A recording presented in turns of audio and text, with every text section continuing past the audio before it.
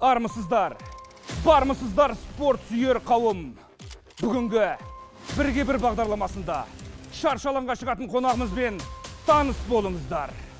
Олимпиада ойындарының қола жүлдегері, екі дүркін әлем чемпионы. Қарсы алыңыздар, Сәкен Бибосынов!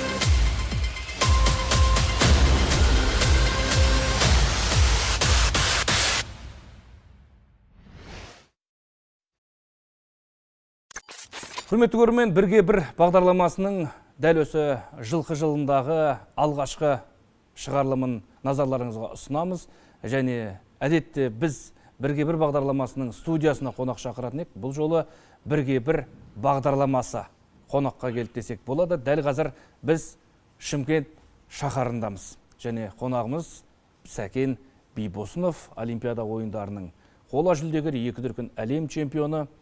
Міне, өткен жылды тәмамдап, жаңа жылға қадам бастық. Сәкен, көңіл күй қалай? Және осы 2025 жылды өзің қалай қорытындылайсың? Әуелі, ассалаумағалейкум. Бірінші кезекте құрметті отандастар, құрметті жерлестер, 2026 жыл еліміз үшін, барлықтарыңыз үшін табысты, берекелі, сәтті жыл болсын, жеңісті жыл болсын, жеңістен жеңіске жете берейік. Алла қаласа, егеменді еліміз жасай берсін, көк туымыз әрқашанда желбірей берсін. Енді 25 жыл келетін болсақ, мен үшін өте табысты, сәтті жыл болды деп, жеңісті жыл болды деп айта аламын. 2024 жылдың аяғында ота жасатып, 3 ай көлемінде демалып, отадан кейін реабилитация өтіп, өз қалпыма келіп, жаттығуды наурыз айынан бастаған болатын. Кисловодскта, Ресей елінде, Ресей құрамасы, Өзбекстан, Қазақстан, Беларусия ұлттық құрама командаларымен бірге бірлескен оқу-жаттығу жиыны өтті. Одан сол жерде оқу-жаттығуын бітіріп, Хабаровскте, Ресейдің Хабаровск қаласында жарыс өтті. Харатков деген турнир. Сол жерде жеңімпаз атандым. Отадан кейінгі алғашқы жарысымда, Аллаға шүкір, жаңа салмақта мен ота жасатып біткен кезде өзіме айтқам, сол келесі жылдан бастап жаңа салмаққа көшемін деп. Сол алғашқы жарысым Хабаровскте басталып, 54 кг салмақ дәрежесінде жеңімпаз атанып, чемпион атандым. Ол жерде 3 кездесу өткіздім. Бірінші кезекте, бірінші кездесуімде 2023 жылғы, 2022 жылы Ресей чемпионы болған боксшыны ұтып, екінші кездесуімде Хасанбай Досматовтың інісімен жұдырықтастым. Негізі Хасанбай Досматовпен жұдырықтасуымда мүмкін еді. Ол жерде екеуі жиірек байланысты, інісімен, өзінің туған інісімен екінші айналымда жұдырықтасу керек еді. Олар енді аға іні болған жұдырықтаспай, інісіне жол берді. Інісі менімен жұдырықтасып, інісін ұттым. Ақтықсында Ресей боксшысын ұтып, жеңімпаз атанып, чемпион болдым. Одан елге келіп, елде оқу-жаттығу жиындары болды. Сол жарақаттан шыққан кезімде маған осы япониялық промоторлар Париж Олимпиадасының алдында да, Париж Олимпиадасынан кейін де маған ұсыныс беріп жүрген, кәсіпқой боксқа ауысатын болсаң, біздің промоторға кел, саған жақсы ұсынысымыз бар деп. Мен оны қабылдамай, кәдімгі менде енді басты мақсат ол кезде Олимпиада болды. Одан бөлек, одан кейін Таиландта өтетін Азия чемпионатында дайындалып, сосын сол 2025-те қайттан ұсыныс бергеннен кейін өзім жеке бапкермен, ұлттық құраманың бас бапкері, Қазақстан бокс федерациясының басшылығымен ақылдаса рұқсатын беріп, алғашқы кездесуімді сол жазда өткіздім. Кәсіпқой бокста бірінші кездесуімде маған олар жақсы қарсылас берді. Негізінде бір қарсыластары отказ жасады, бірақ осы филиппинс боксшы қабылдады. Рейтингте топ 50-дегі боксшы еді. 10 кездесу өткізіп тұрған, тәжірибелі. Бірақ жақсы дайындықпен бардым, Аллаға шүкір. Бірінші раундта нокаут есебімен ұттым. Кішкене бауырына соққа өзіміздің тактикамыз, өзіміздің дайындығымыз, жоспарымен сол бауырдан ұрып құлату болған негіз. Сол бауырына дәл тигізіп, Аллаға шүкір, бірінші раундтан нокаутпен жеңіп, япониялық промоторлардың көзіне түсіп, олар өте риза болып, ризашылығын білдіріп, тамаша жеңіс деп құттықтады. Сол кездесуден кейін маған өздері ұсыныс жасап, екінші бойында Азиян белбеуіне жұдырықтасуға дайынсың ба, 10 раундтық деді.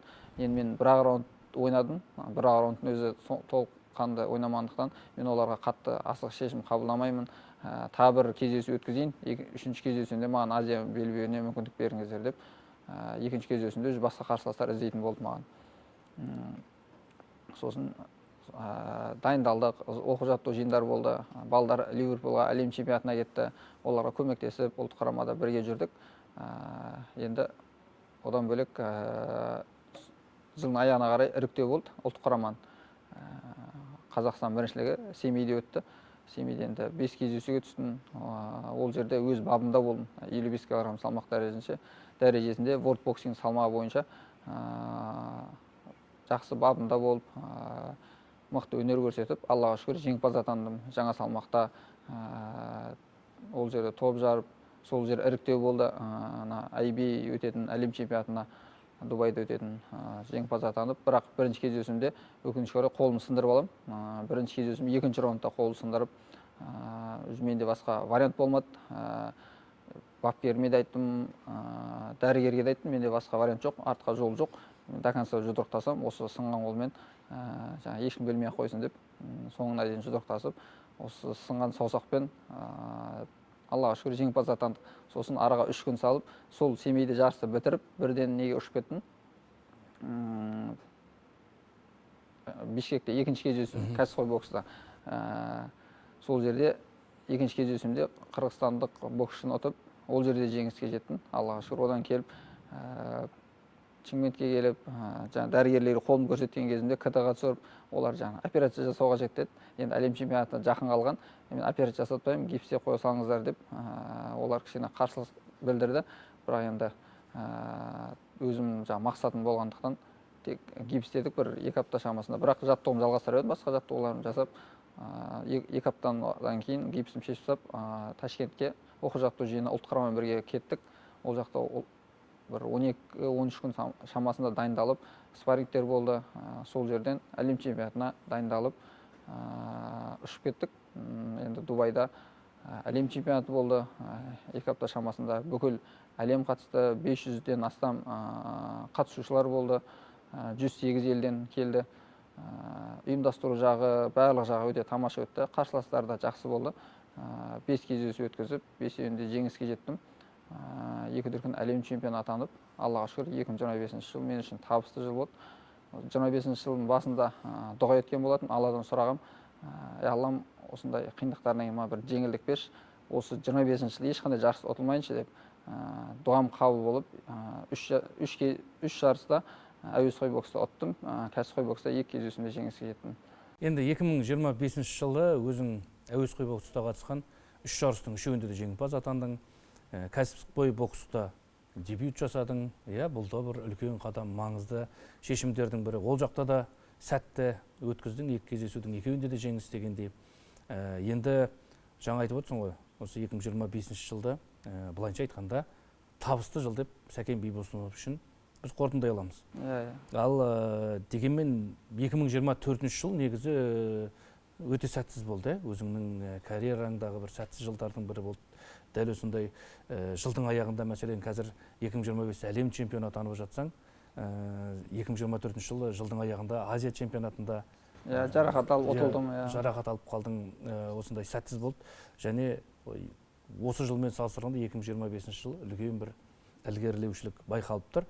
Енді қазір ал өткенге әлде ораламыз, өткен жағы жеке-жеке әлем чемпионаты бар, кәсіпқой бокс бар дегендей.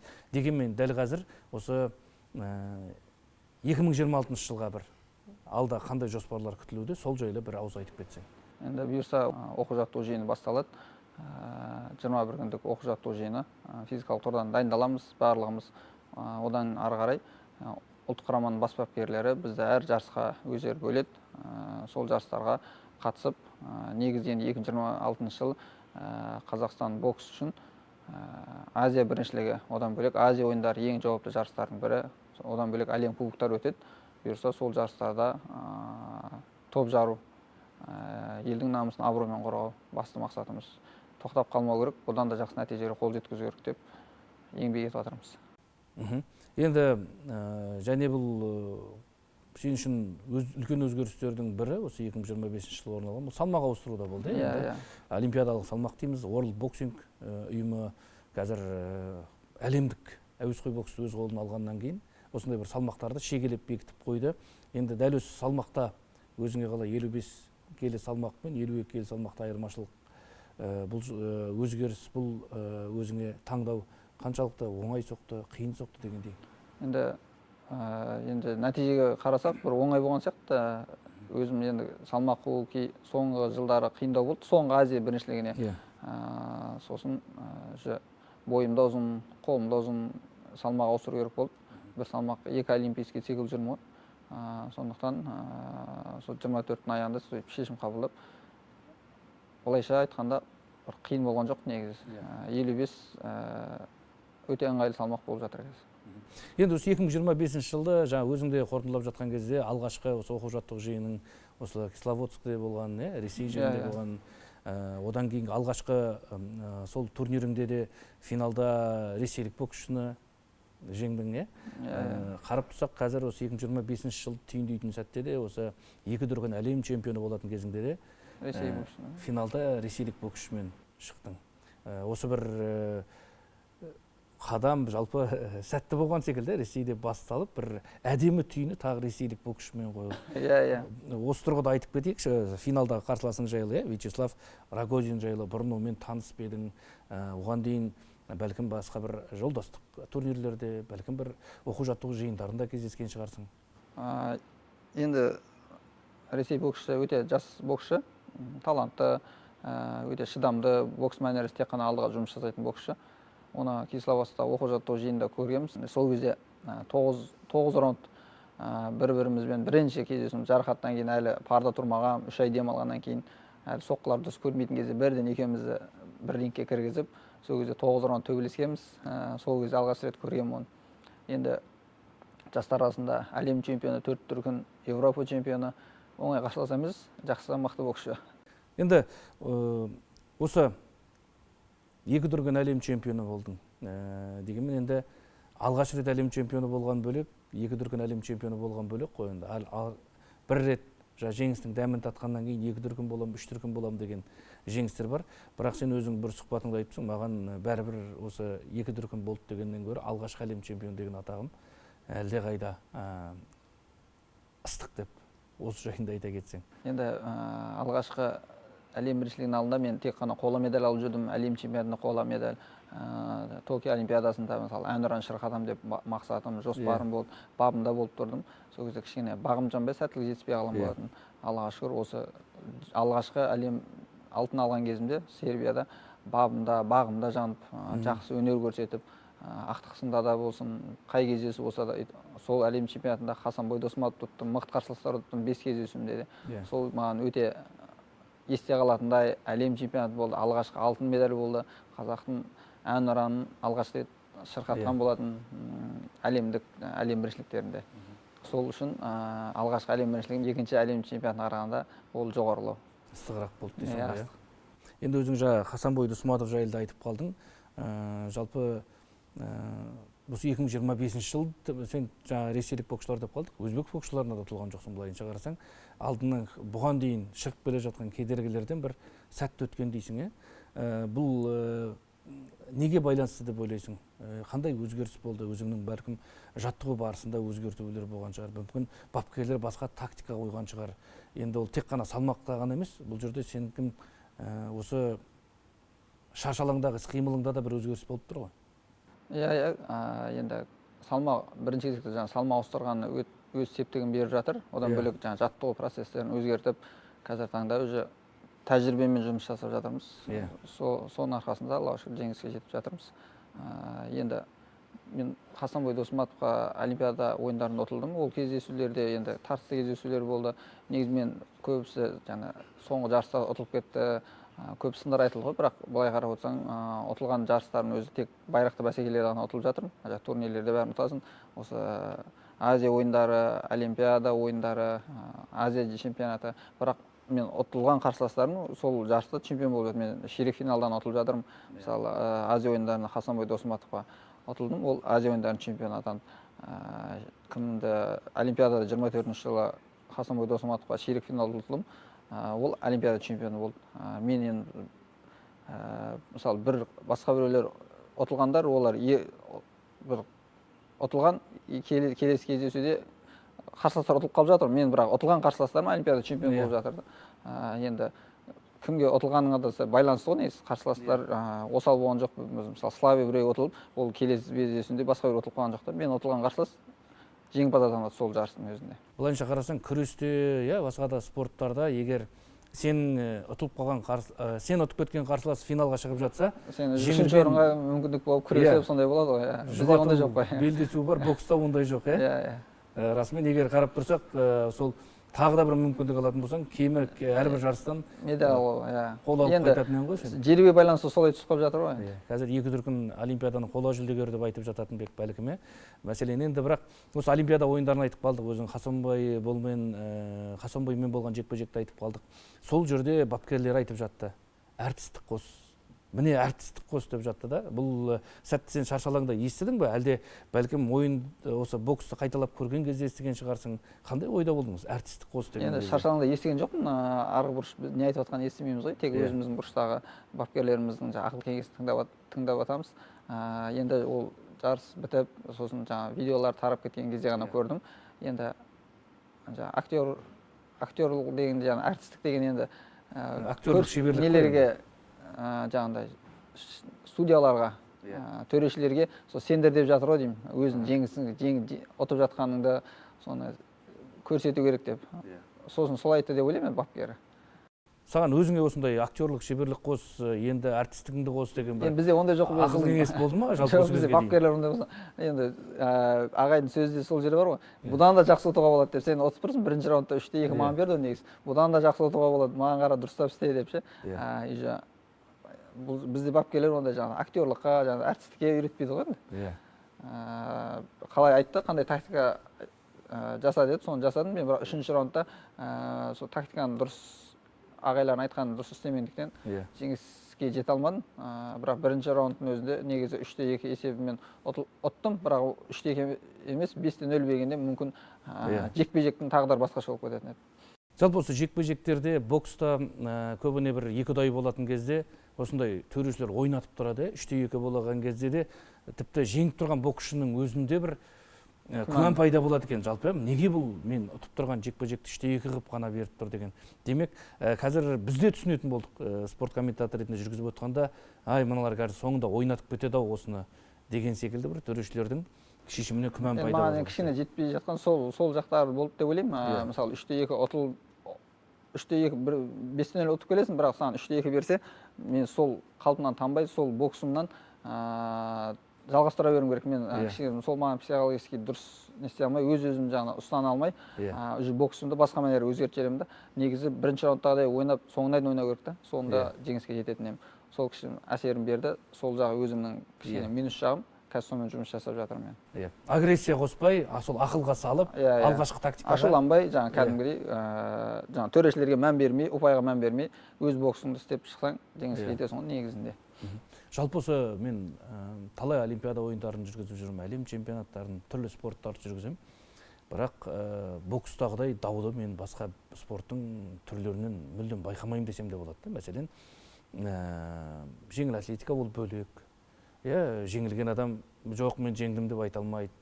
Жаңағы футболда ол тіпті күрестің өзінде бір жаңағыдай төрешілер біреудің көмектесті дегенмен әрі кетсе партерге бірінші қойып береді дегенде, бірақ қолың тұрып жоқ, мен бұдан жеңілген жоқпын, негізі жауырдым жерге тиген жоқ деген сияқты әңгіме болмайды. Бірақ бокста неге осындай бір дау бола береді? Төрешілер қою керек шығар, төрешілер. Енді мен спортшымын, өз жұмысым шаршалаңды жасаймын. Сырт көздегілер енді мүмкін төрешілер дұрыс баға беріп жатқан шығар, біз дұрыс қабылдамай жатқан шығармыз. Білмеймін, енді өздері шешім қабылдайды ғой. Кейде телевизордан көрген бөлек болады, қасынан көрсең мүмкін бөлек шығар. Сол жағынан. Төрешілер айтатын шығар ол жағында. Расымен бір жүргізіп отырсаң, сен бір басқа боксшы жеңді деп отырсаң, ана боксшының қолын көтереді, жұрт түсінбей атады, ел шулап атады, қиқулап. Ана жеңген боксшы жеңісіне қуанамай жатады, өйткені мына жақта зал қиқулап, шулап атыр. Осындай дүниелер болып жатады, бірақ енді бокста қолыңды көтермеді, демек сен жеңілдің деген ғана бір тәмсілі бар да. Осы бір қаншалықты әділетті дегенім ғой енді. Бәлкім бір бокста бір бағалау жүйесін, есептеу жүйесін өзгерту керек деп ойлайсың ба? Бәлкім құлағанша онда 9 деген жүйе сол коррупцияға кішкене ыңғайлы сәл жақындау болады ау негізі. Баяғы мүмкін компьютер жаңағы әр соққыларын есептеген сол дұрыстау болатын шығар негізі. Әлемдік бокс жаңағы схемасын жаңағы төрешілердің қалай бағалауын соны өзгерту керек қой негізінде. Сол кезде әділ шешім болады деп ойлаймын. Енді әділ шешім болған дұрыс қой негізі. Қанша спортшылар еңбек етеді, олимпиададан 4 жыл күтеді. Сен 4 жыл дайындалып келесің да, сен ұтып тұрған кездесуіңде 5 төреші 10 минутта сен тағдырыңды былай қарап шешіп, былай қарап беріп жіберсе, сен кімге өкпелейсің? Төрешілер өкпелейсің да қайтадан 4 жыл дайындаласың. 4 жылдан кейін тағы сондай болатын. Кішкене қорқып тұрсаң, ол қалай болатын? Бірақ еңбек, адал еңбек етсең, Алла еңбегін көреді ғой. Еңбегіңді ешқашан жерге қалдырмайды. Нәтижесін Алла тағалам береді ғой негізінде. Енді мен осындай жағдайларда үнемі келіспей жатамын. Бірақ әлеуметтік желілерді ашып қалсаң, ой, төрешіге қашанға жаба береміз, бір бас жоғары болу керек, құлатып тастау керек, өйту керек деген әңгіме айтады да. Қиындау ғой негізінде, ол да дайындалып келеді ғой. Мен айтамын, ол оның қарсыласы, біздің қазақстандық боксшының қарсыласы, неге ол құлатпай-ақ сәл ғана басымдықпен жеңіске жетеді да, біздің боксшы неге жеңіске жету үшін оның бір бас жоғары болу керек, неге құлату керек, бір қолы артық па біздің боксшының, 4 көзі бар ма мәселен, қолғабында бәрі бірдей ғой, мысалға, неге ол осындай бір жаңағыдай қарсы пікір айтамын да мен, үнемі өзім спортты ішінде жүріп түсінген соң, әрбір спортшының төгілген терін, барлығын еңбегін білем, ол жаққа сенің қарсыласың да жеңем деп келеді. Ол да бір тактика, сені зерттеп шығады дегендей ғой. Сенен ол бір бас ұтылатын боксшыны оның бапкерлері жарысқа келмейді ғой, мәселен. Осал қарсылас жоқ қой, әлемнің барлығы кілең мықты нөмір 1 боксшылар қатысып жатқаннан кейін кетпен шауып жатқан біреуді алып келмейді ғой. Сондықтан енді бір бас ұруға тырысасың, бірақ ол оған мүмкіндік бермейді, сен де қолданасың. Сол сияқтылар. Енді біз енді комментария жағынан өзгелер кейде онда әлем чемпионаты жоқ дейсің ғой, кейде асырып жазатындар да көп қой.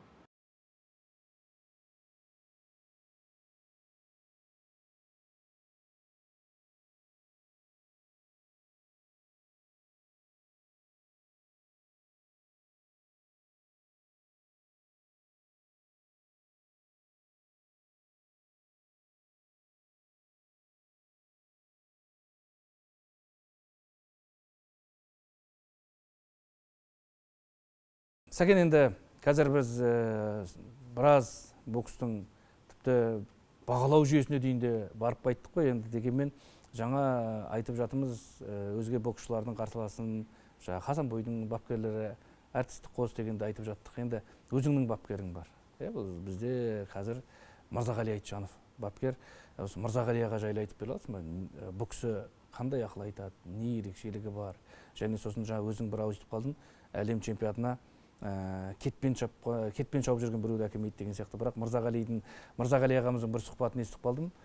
Кетпен шауып күрек ұстамаған баладан әлем чемпионы шығу қиын деген секілді. Осы тұрғыда өзің енді Шымкентте, Түркістанда жүргенде, осы ауылда жүргенде қаншалықты бос уақытында кетпен ұстап? Оқу жаттығу жинаған келген кезде жаңағыдай үйде осындай қара жұмыстар болып жатса, әрине өзім істеуге тырысамын, өзім жұмыс жасап, жаңағыдай бір аптаға келесің, сол бір аптаның ішінде үйдің бәрін тазалап, қара жұмыс болса, кетпен, күрек болса, күрегін ұстаймыз. Мен 2 дүркін әлем чемпионымын, кетпен күректерің өзіңе деп. Жоқ, ондай жоқ.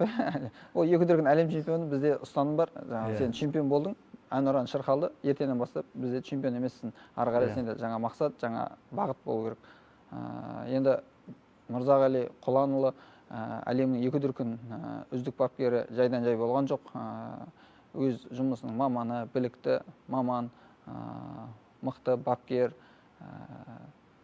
Бізге өз спортта қаншама ақыл кеңесін айтты, осындай нәтижелерге, осындай дәрежелерге жетуімізге бірден себепші кісілердің бірі ғой. Одан бөлек ол тек спорттан емес, өмірлік жағынан да бізге ақыл кеңесін айтып, бағыт бағдар көрсетіп, жол көрсетіп жүреді. Енді екінші әкеміздей ғой, қаншама өзінің балдарының қасында аз болып, біздің қасымызда қаншама көп болады, сборларда, жарыстарда бірге жүреміз. Енді ағайға алғысым шексіз. Ағайдың ең жақсы ұстанымы бірінші кезекте тәртіп дейді. Одан бөлек еңбексіз еш нәрсеге жете алмайсыңдар. еңбек барлығын еңбек деп бізге қаншама айтып жүреді. Біз оның айтқанын тыңдап, Аллаға шүкір, тәртіпті болуға, еңбектенуге қашпаймыз. Аллаға шүкір, тәртіпті болып еңбектеніп жатырмыз. Енді қазір біз енді Сәкен Бибосыновтың осы Мырзағали Айтжанов жайлы пікірін естіп жатырмыз. Сол секілді енді бізде ұлттық құраманың бас бапкері Қайрат Сәтжанов ағамыз бар. Қазір осы Қайрат Сәтжанов ағамыз жайлы Сәкен Бибосыновтан сұрап көрейікші, қандай айырмашылық байқадың? Сәкен Бибосынов енді Қайрат Сәтжановты қай кезден бастап таниды дегенде ғой, несімен ерекше бұл бапкер? Енді Қайрат ағайымыз, мен енді 2 дүркін әлем чемпионы болдым. Осы Қайрат ағайымыз бас бапкер болған кезде, 2021 жылы Сербияда, сол кезде ұлттық құраманың бас бапкері Қайрат ағай болды. Кеше Дубайда 2 дүркін әлем чемпионы болдым. Ол кезде де Қайрат ағай болды. Енді Қайрат ағайдың да еңбегі зор, ұлттық құраманың бас бапкері. Ол кісі жаңағыдай ауызбіршілікке, жаңағыдай бәрі ынтымаққа шақырып жүреді. Сондай айырмашылықтары бар. Одан кейін ол кісі де еңбекті өте жақсы көреді. Еңбек ету керек, жақсылап жалқауланбаңдар деген сияқты үнемі айтады. Одан бөлек жиналыстар жиі өткізіп, ақыл кеңесін айтып, өз жоспарларын, бапкерлердің жоспарларын, сосын біз шәкірттері, оқушылардың жоспарларын бөлісіп, ортада шешім қабылдап, ұсыныстарын айтады. Біздің ұсыныстарымызды тыңдайды, бапкерлердің ұсыныстарын тыңдайды. Жақсы, мықты бапкер. Одан бөлек өз бөлмесіне шақырып, сенің тек қана боксыңда емес, жаңағыдай отбасың жайлы, үйің жайлы, қандай қиындықтар, қандай барлығы жақсы ма, біз жақтан не көмек деп, ол жағынан да көмектесіп, ақыл кеңесін айтып жүреді. Ол кісіге үлкен алғысым айтқым келеді. Және де мен осы жарыстарда ғана емес, боксшылармен, спортшылармен танысым, олардың жаттығу барысын, оқу-жаттығу жиындарына барам, мәселен, сол жерде 1 күн, 2 күн болам. Кәдімгідей күніне 2 мезгіл дайындық болып жатқанда, ана жерде бас бапкерден бөлек тағы бір 10 шақты жаттықтырушы жұмыс жасап жатыр. Әрқайсысының арманы, осы боксшыны жеткізсем, осы боксшыны формасын мына жаңағы жарысқа дейін ыңғайлап әкелсем деген секілді. Олардың ішкі уайымы, күйзелісі, ішкі арманы қаншама дүние бар да, сондай жағдайларда келіп, енді ол кісілерді оныста бапкерлерге де ауыр болмайды ғой, жеңілген сәтте оларды сынап жатады. Мәселен, біліксіз шетелден әкелу керек, анаяқтан әкелу керек деген секілді. Осындай тұрғыда жағдай сынап жатқан кезде кәдімгі расымен өзімді айтып жатқандай жаныңа батады да. Негізі осындай сәттерде жеңілген спортшының, бапкердің орнына өзіңді қойып көрсең, көп дүниенің негізі жауабы табылады ғой. Кінәлау әрдайым кінәлауға құмарымыз ғой, негізі адамбыз ғой, кінәдалғыш, айыпты да тағар оңай. Не дейді? Сондай бір өлең жолдары бар ғой. Сол сияқты. Ал енді мынау алда оқу-жаттығу жиыны 2026 жылы келе жатыр. Дәл осы оқу-жаттығу жиынында өздеріңіз дайындықты өткізесіздер. Жағы Алматау спорт кешенінде деп жатырмыз алда. Одан кейін тағы да өзге де жарыстар бар. Енді осында сіздер оқу-жаттығу жиынында біздің қазір Қазақстан ұлттық құрамасындағы 1-ші, 2-ші, 3-ші, 4-ші нөмір барлығы 8 боксшыға дейін бір салмақтан шатаспасам шақыртылады.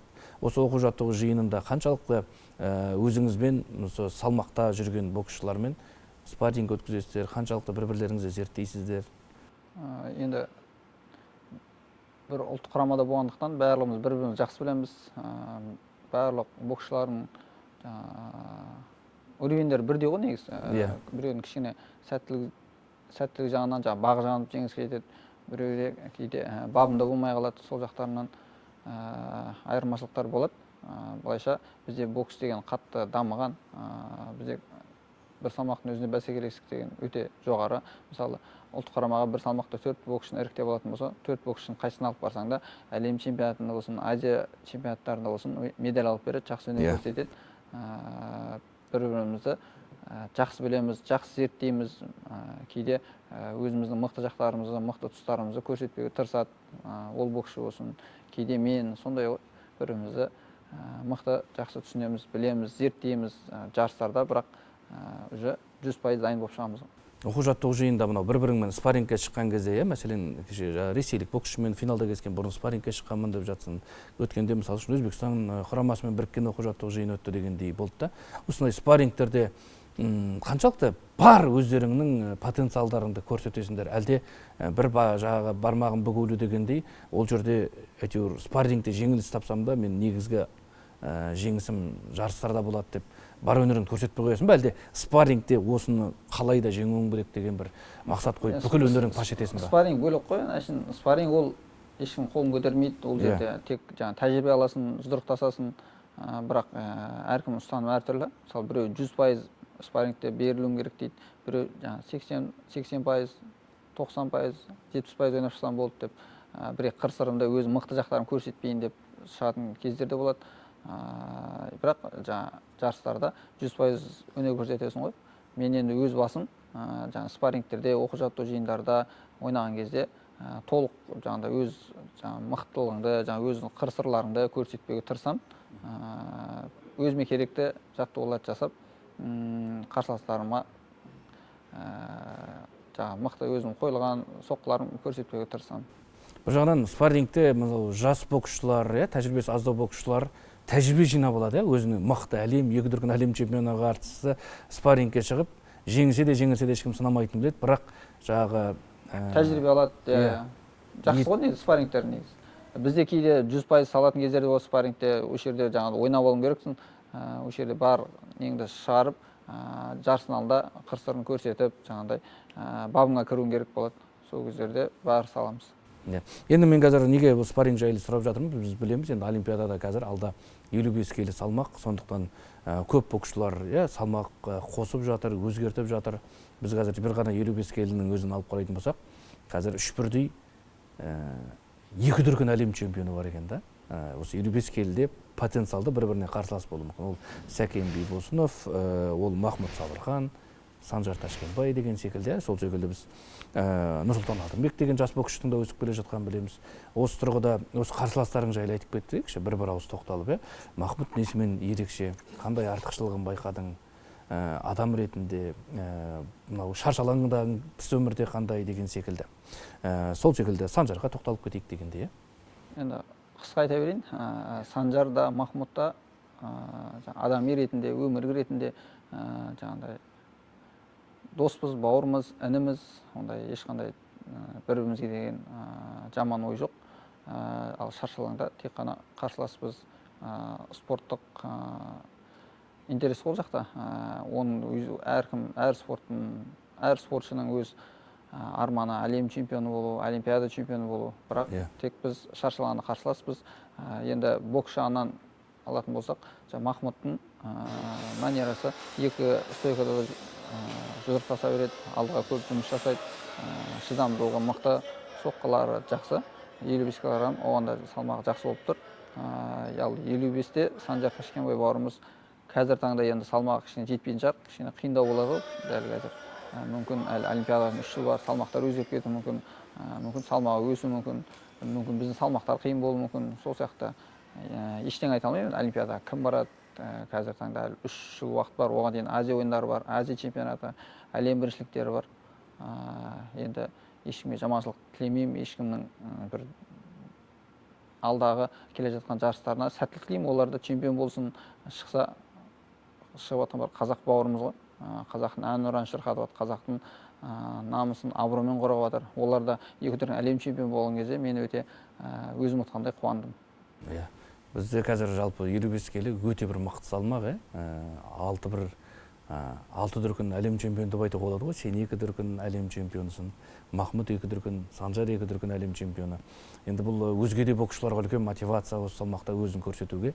Енді алда олимпиадаға әлбетте сенің барғың келетіні, бір айтылмай қалған сөзім бар деп, өзіңнің жоспар құратыныңды белгілі, сондықтан барғың келе ма, барғың келмей ма деген сұрақ қоймай-ақ қойық. Бірақ 2 дүркін 2 рет олимпиадаға қатыстың, сонда да сол жердегі алған қолам маған 2 бірдей әлем чемпионы атағымнан әлде қайда бір қымбатырақ деп айтыпсың да. Неліктен дәл осындай пікір айттың, және бұл сенің осы қайтсем де 3-ші олимпиадаға барып әлем чемпионы болу, олимпиада чемпионы болуым керек деген мақсатыңды айғақтайды ғой, енді олимпиада деген 4 жылда бір өтеді.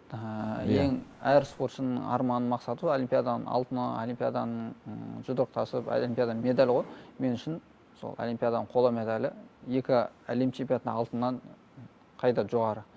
4 жылда бір өтеді. Жаңа сыйлық жағынан болсын, ол көрермендер жағынан болсын, статусы жоғары. Әлем чемпиондары көп, олимпиада ойындарының жүлдегерлері аз ғой. Енді осы тұрғыдан мәселені айтып жатыр, мен көп пікірлерді ұрып қоям, ой, Сәкен, сен қоя ғой боксты, жастарға жол беруің керек деген дүниелерді айтылады да. Енді мен жастарға жол беру керек деп неге айтады деймін, бүйтіп. Сенің туылған жылыңды қарасақ, бар болғаны қазір 28-ақ жаста екенсің. Біз қазір бұрын 30 жасқа дейін жас болып есептелетін, кәдімгі мемлекеттік бағдарламаларды тәртіпті оны 35 жасқа дейін созып жүрді. Біз қашаннан бері 28 жастағы боксшыны шал деп айтатын болдық. Бұл қаншалықты әділетті? Енді олар бұлай айтып жатқаны себебі мен мысалы 2019-дан бері әлем біріншіліктеріне қатысып келе жатырмын. Әлем біріншілігі, Азия ойындары, Азия чемпионаты, олимпиада барлығы мен көре бергендіктен мен жасым уже келіп, жасы бір 30-дан асып кеткен, бір 40-қа таяу қалған деп ойлайды ғой негізінде. Бірақ негізі 28 жаста үлкен жас емес, нағыз тәжірибе толысқан, нағыз күші кірген уақыт деп ойлаймын. 31 жасында да олимпиада чемпиондары болғандар бар, негізі ағаларымыз бокстан болсын. Кеше Елдос Сметов ағамыз да дзюдодан 24-ші жылы 31 жасында олимпиада чемпионы болды. Мен де 28 жылы 31 жаста боламын. Бірақ нақты мен олимпиадаға барамын, мен қырам, жоям деп дәлгез айта алмаймын. Алда не болатын? Бас мақсатым тоқтап қалмау. Алда қандай жас болады, барлығын ұра беру.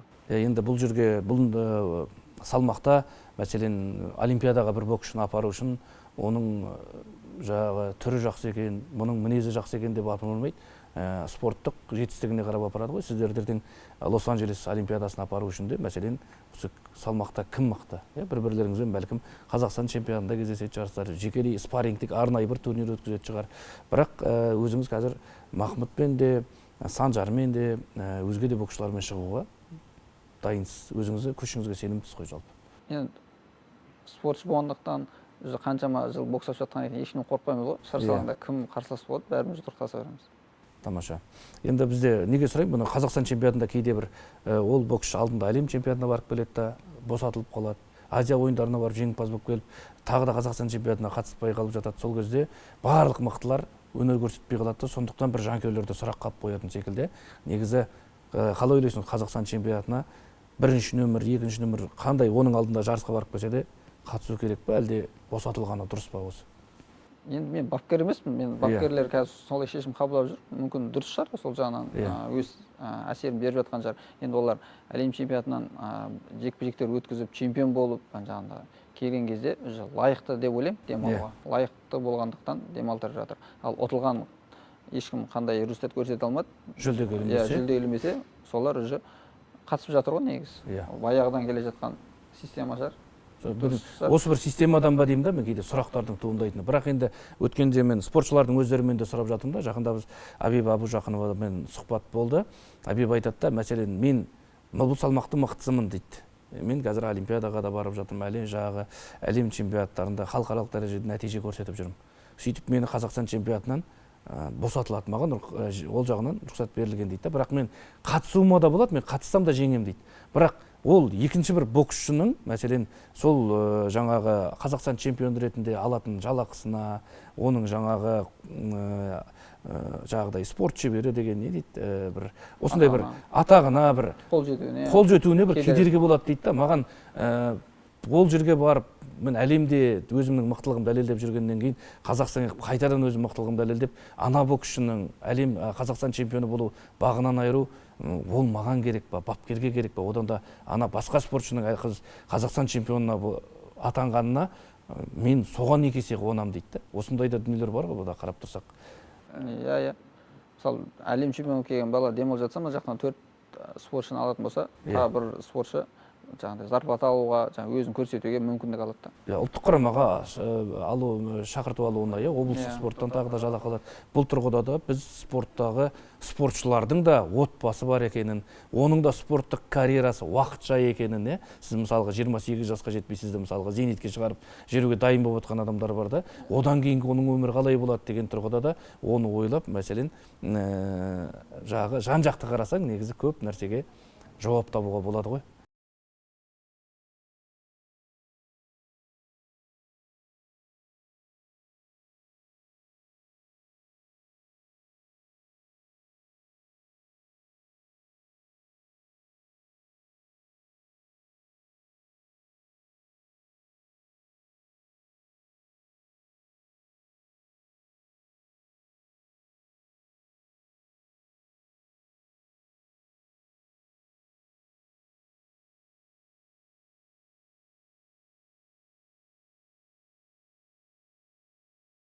Енді біз қазір әуесқой боксты қоя тұрайық. Кәсіпқой боксқа енді осы 2025 жылы қадам бастыңыз. Екі бірдей жекпе-жек өткізіп, екеуінде де жеңіске жеттіңіз. Тіпті қазір алдағы уақытта осы 2026 жылға қойылған мақсат жоспарлардың бірі осы WBA тұжырымы бойынша, шатаспасам, Азия чемпионы деген белбеуді сарапқа салуға мүмкіндігіңіз бар. Осы тұрғыда кәсіпқой бокстағы өзіңіздің қадамыңыз жайлы, жоспарыңыз жайлы, бұл жақтағы бір бәлкім арман мақсатыңыз жайлы айтып кетіңізші. Енді кәсіпқой боксқа жайлап бет бұрып жатырмыз ғой. Екі кездесу өткіздім, бірақ ол жақта да мақсатым жоғары. Ол жақта да әлем чемпионы болғым келеді. Бірінші кезекте осы апрельде маған бой ұсынып жатыр. Бірақ ұлттық құраманың бас бапкері мен Қазақстан бокс федерациясының президенті Шахмұрат Мүтәліп ағамыздың рұқсатымен ғана жұдырықтасуға болады. Ол кісілермен ақылдасып, жарыс жоқ болып жатса, апрельде мүмкін үшінші кездесу өткізуім мүмкін.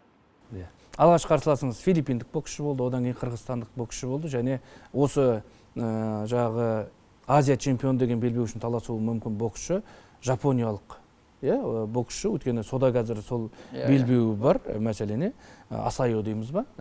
Асайода қазір чемпиондық Азия чемпионы белбеуі бар, бірақ бұл бір ғана екеуіңде бір промоутерде екенсіздер.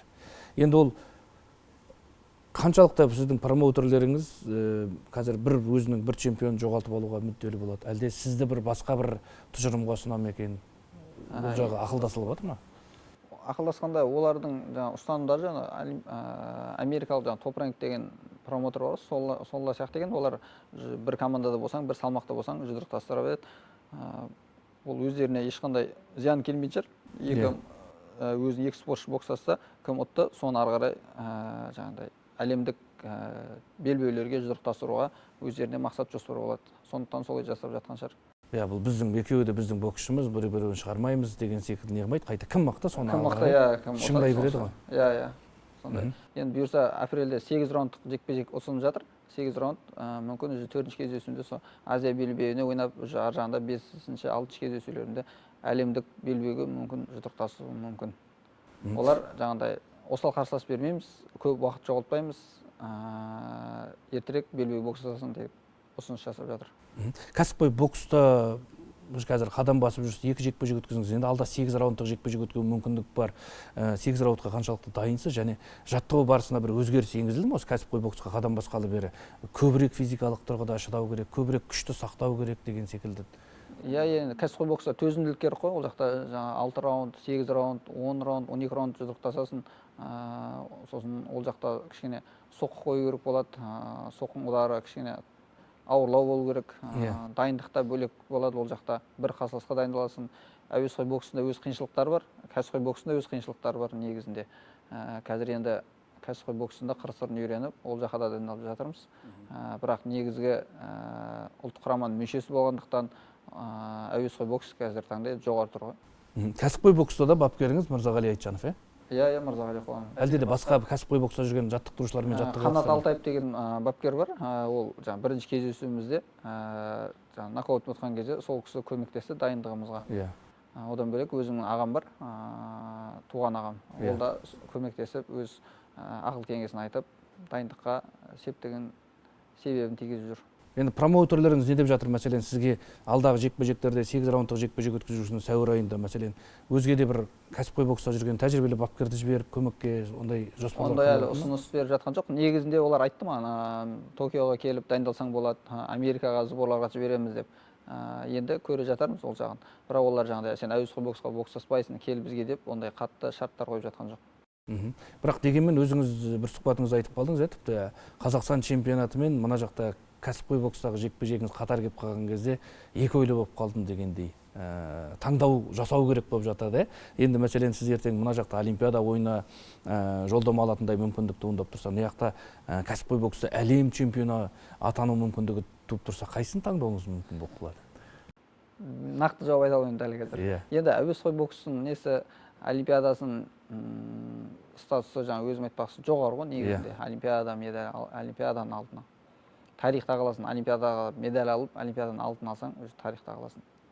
Бірақ біз енді қазір кәсіпқой боксты қарайтын болсақ, сол Геннадий Головкиннен кейін енді әлем чемпионы болған Жәнібек Әлімханұлы бар. Бірақ қазір қарасақ, Жәнібек Әлімханұлына кеше қиын жағдай болды. Енді ол әлі дәлелденген жоқ қой.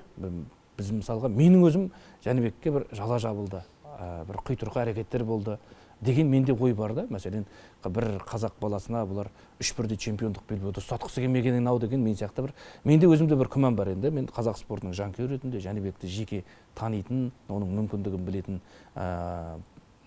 спорт маманы ретінде мен бұл тұрғыда осы жағынан қарайын да, саяси жағынан.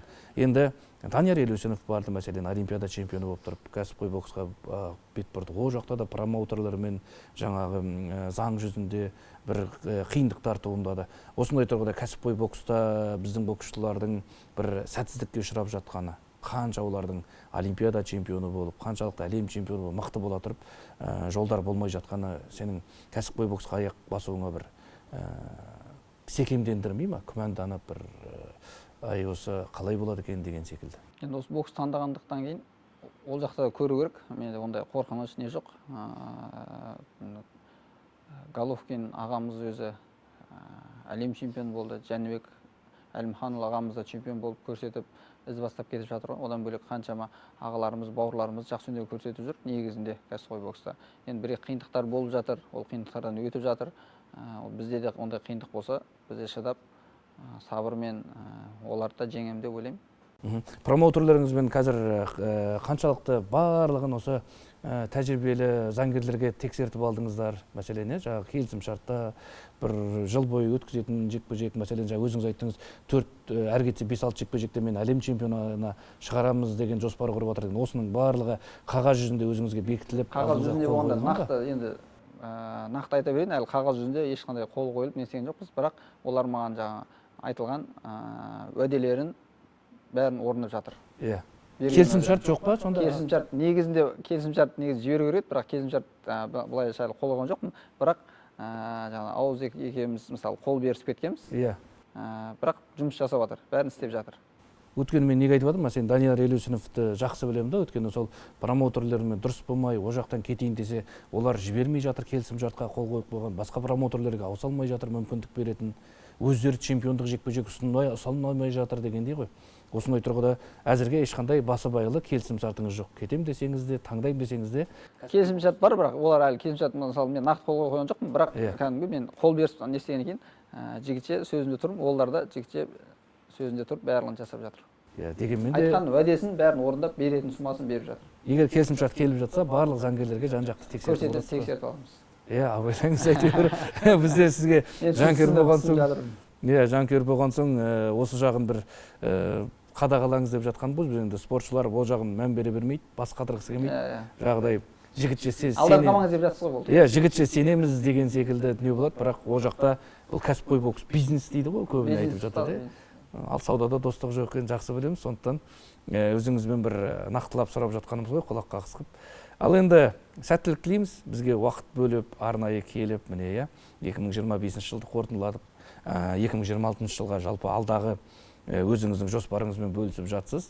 Енді қазір осы біздің жанкүйерлерге бір ауыз лебізіңізді білдірсеңіз, басында жаңа жылмен құттықтап кеттіңіз ғой, дегенмен осы екі дүркін әлем чемпионы ретінде, Олимпиада ойынының қола жүлдегері, болашақ кәсіпқой бокстан әлем чемпионы, Олимпиада чемпионы ретінде деп, енді біз жақсы сөз жарым ырыс деп айтып, осындай өзіңізге ниетімізді білдірейік. Дегенмен сіз көрерменге Спорт Плюс арнасына бір ауыз лебізіңізді білдірсеңіз. Бірінші кезекте Спорт Плюс арнасына шақырып, осындай сұхбат ұсынғандарыңызға рахмет.